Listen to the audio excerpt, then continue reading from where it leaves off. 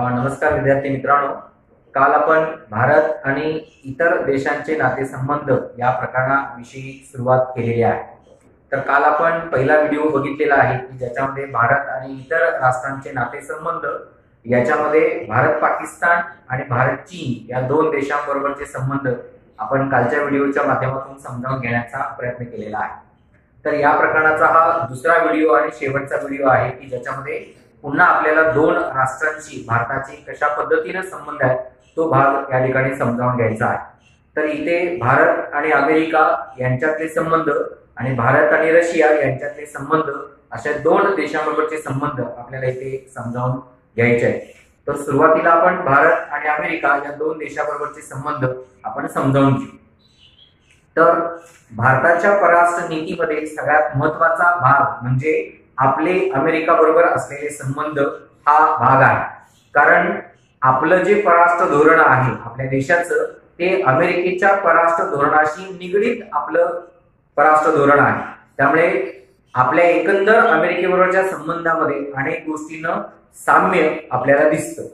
तर आणखी एक साम्य अमेरिका आणि भारत या दोन देशांमध्ये आहे आणि ते म्हणजे जगातील सर्वात मोठी लोकशाही राष्ट्रे म्हणून भारत आणि अमेरिका या दोन राष्ट्रांकडे बघितलं जातं। कारण साधारण 1776 पासून अमेरिकेमध्ये सुद्धा लोकशाहीचं अनुकरण किंवा लोकशाही सत्ता त्या ठिकाणी निर्माण केलेली आपल्याला दिसते। तसंच 1947 साली ज्यावेळी भारत स्वतंत्र झाला तेव्हा सुद्धा भारतामध्ये लोकशाही सत्ता अस्तित्वात आणलेली आहे। त्यामुळे दोन्ही देश जे लोकसंख्येच्या दृष्टीने मोठे आहेत आणि एवढ्या मोठ्या लोकसंख्येच्या देशांमध्ये लोकशाही यशस्वी करणं हे दोन्ही देशांनी साध्य केलेलं आपल्याला दिसतं। आणि याचं सगळ्यात मोठं जर संदर्भ असेल तर तो दोन्ही देशांमध्ये असलेला सामंजस्य करार हा या ठिकाणी महत्त्वाचा भाग आहे।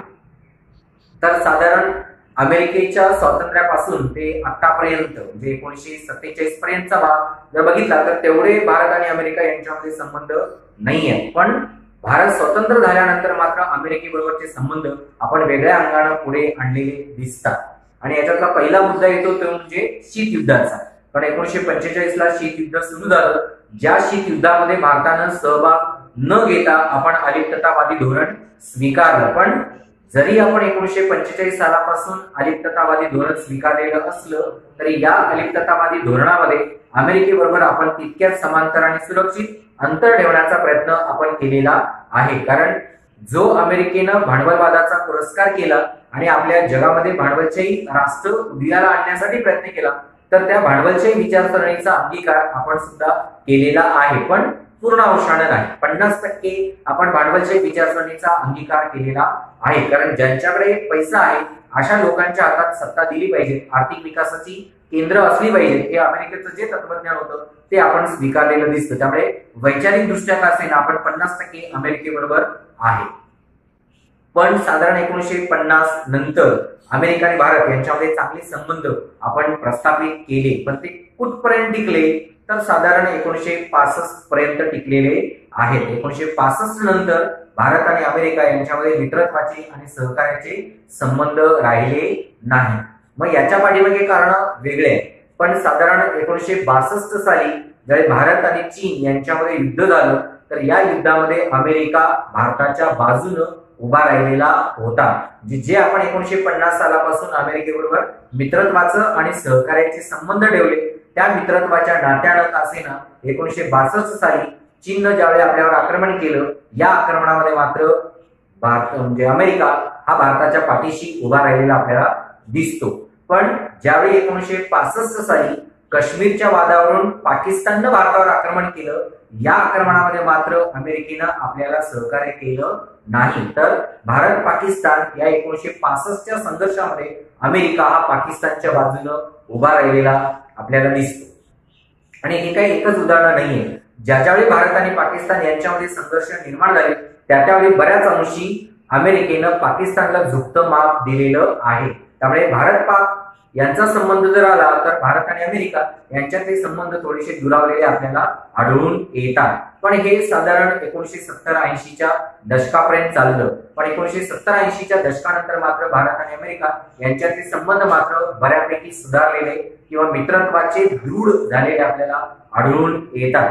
आणि याच्यात सगळ्यात मोठं काम जर बघितलं असेल तर राजीव गांधी ज्यावेळी पंतप्रधान होते त्या कालखंडामध्ये मात्र अमेरिका आणि भारत यांच्यामध्ये संबंध चांगले निर्माण झाले, कारण अमेरिकेकडून आपण मोठ्या प्रमाणावर आर्थिक सहकार्य घेतलं आणि अवजड उद्योगधंद्यांचा विकास साधण्यासाठी आपण प्रयत्न केलेले दिसतात.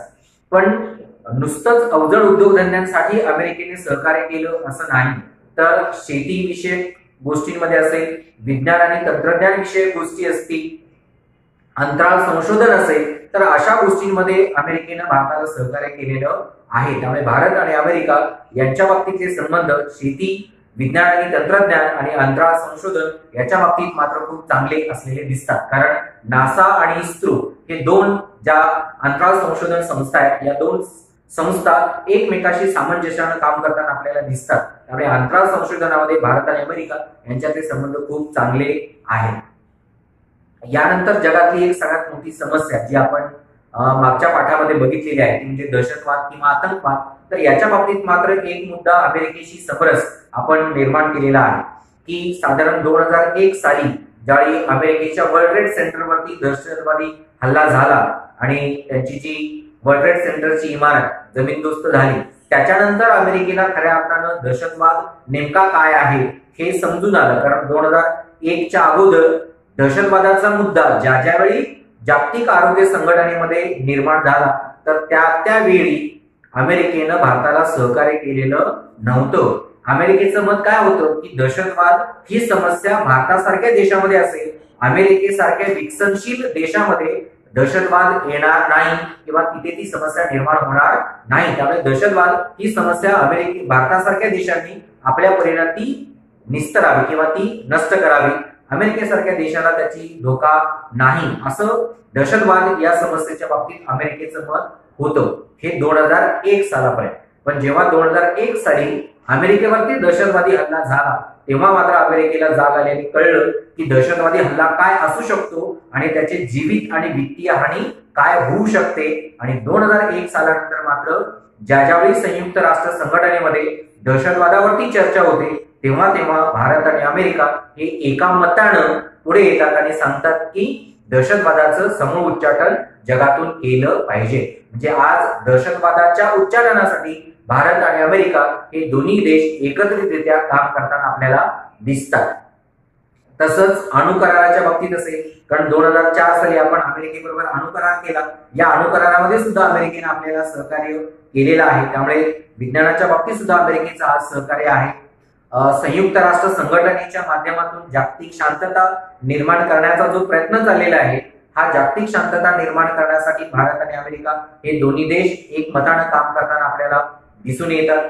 याचबरोबर आणखी एक महत्वाचा मुद्दा म्हणजे भारतासारखा देश संयुक्त राष्ट्र संघटनेच्या सुरक्षा समितीमध्ये कायमस्वरूपी सभासदत्व असला पाहिजे, यासाठी अमेरिका आज पुढाकार घेताना आपल्याला दिसते. त्यामुळे मधल्या काही कालावधीमध्ये ज्यावेळी पाकिस्तानचा मुद्दा आला, त्यावेळी भारत आणि अमेरिका यांच्यातले संबंध काही अंशी दुरावलेले होते. पण 1990 सालानंतर ज्यावेळी आपण आधुनिकीकरण आणि जागतिकीकरण स्वीकारलं, यानंतर मात्र भारत आणि अमेरिका यांच्यातले संबंध खूप चांगल्या पद्धतीनं दृढ झालेले आहेत. ज्यामध्ये मग अमेरिकेचे राष्ट्राध्यक्ष जॉर्ज बुश हे भारत भेटीला आले होते, बराक ओबामा हे भारत भेटीला आले होते, 2020 सालामध्ये ट्रम्प सुद्धा भारत भेटीला आले. म्हणजे आता अनेक अमेरिकेचे राष्ट्राध्यक्ष आज भारत भेटीला येत आहेत आणि बिल क्लिंटन आपल्या भारत भेटीला आले होते. त्यामुळे अनेक राष्ट्राध्यक्ष आज भारत भेटीला येत आहेत, ज्याच्या माध्यमातून भारत आणि अमेरिका यांच्यातील राजकीय संबंध आज चांगल्या पद्धतीनं घनिष्ठ होताना आपल्याला आढळून येतात. त्यामुळे अशा पद्धतीनं भारत आणि अमेरिका या दोन देशातला संबंध आपल्याला दिसून येतो. यानंतर या पाठातलं शेवटचं राष्ट्र आहे ते म्हणजे भारत आणि रशिया यांच्यातला संबंध. तर साधारण आपल्या स्वातंत्र्यापासून ते आज तागाय म्हणजे या 70 वर्षामध्ये आपण जर विचार केला तर भारत आणि रशिया यांच्यामध्ये कधीच वाद निर्माण झाले नाही. म्हणजे भारताच्या स्वातंत्र्यापासून ते आज 2020 सालापर्यंत भारत आणि रशिया यांच्यामध्ये कायमस्वरूपी मित्रत्वाचे संबंध किंवा मित्रत्वाचं नातं असलेलं आपल्याला दिसून येतं सगळ्या बाबतीत. मग ते राजकीय बाबतीत असो, सामाजिक बाबतीत असो, आर्थिक बाबतीत असो, विज्ञान तंत्रज्ञानाच्या बाबतीत असो, सगळ्या बाबतीत आज रशिया भारताला मदत करतो. त्यामुळे आपले आणि रशियाचे कधीच संबंध बिघडलेले नाही. नेहमीच रशिया भारताच्या बाजूने उभं राहिलेला आपल्याला दिसून येतो. त्याची अनेक उदाहरणं आपल्याला बघता येईल. ज्यावेळी 1962 साली भारत चीन युद्ध झालं त्यावेळी चीनला विरोध करणारा जर राष्ट्र कोण असेल तर रशिया होता. जे चीननं भारतावर आक्रमण करू नये अशी भूमिका रशियानं घेतलेली होती आणि त्या कालखंडामध्ये सुद्धा शस्त्रास्त्रांची मदत आपल्याला रशियाने केलेली होती. त्यानंतर जे 1965 साली भारत पाकिस्तान युद्ध झालं, या युद्धामध्ये सुद्धा रशिया भारताच्या बाजूने उभा राहिलेला होता. म्हणजे या कालखंडामध्ये अमेरिका पाकिस्तानच्या बाजूने होता तर रशिया हा भारताच्या बाजूने उभा राहिलेला आपल्याला दिसतो. आणि नेहमीच म्हणजे भारत आणि पाकिस्तान यांच्यामध्ये कायम शांततापूर्ण सहजीवन राहावं यासाठी रशियाने प्रयत्न केलेले आहेत. आणि त्याचं एक उत्तम उदाहरण म्हणजे 1966 साली भारत आणि पाकिस्तान यांच्यामध्ये ताशकंद करार झाला. आणि हा ताशकंद करार व्हावा कारण हा मैत्रीचा आणि शांततेचा करार होता आणि हा करार घडवून आणला जावा यासाठी जर कुणी पुढाकार घेतला असेल तर तो रशियानं पुढाकार घेतलेला होता की भारत आणि पाकिस्तान यांच्यामध्ये एखादा करार व्हावा आणि या दोन्ही राष्ट्रांमध्ये शांततेचं जीवन व्यतीत व्हावं यासाठी रशियानं प्रयत्न केलेलं दिसतं. त्यानंतर 1971 साली सुद्धा ज्यावेळी बांगलादेश आणि भारत किंवा पाकिस्तान यांच्यामध्ये वितुष्ट निर्माण झालं या कालखंडामध्ये सुद्धा रशिया आपल्या बाजूने उभा राहिलेला आपल्याला दिसून येईल. त्यानंतर साधारण 1971 साली म्हणजे त्याच वर्षी आपण रशिया बरोबर 20 वर्षासाठीचा शांतता आणि मैत्री सहकार्याचा करार केलेला आहे. जे 1971 साली भारत आणि रशिया यांच्यामध्ये पुढच्या 20 वर्षासाठी शांतता मैत्री आणि सहकार्याचा करार झालेला आपल्याला दिसतो. तो साधारण 1991 सालापर्यंत राहिला आणि 1991 साली तर मग गॅट करार स्वीकारण्यात आला.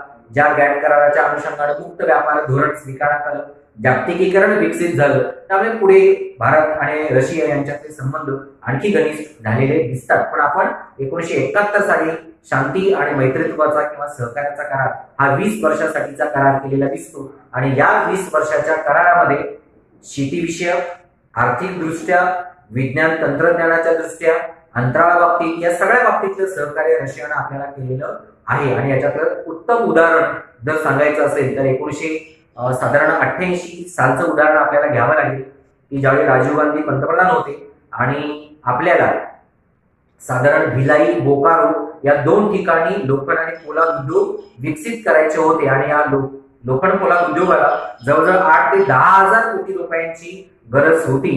तर हे 8,000 कोटी रुपये रशियानं आपल्याला दिलेले होते की ज्या 8,000 कोटी रुपयांच्या मदतीमुळे आपण भिलाई आणि बोकारो या 2 ठिकाणी लोखंड आणि पोलाद उद्योग विकसित केलेले आपल्याला दिसतात.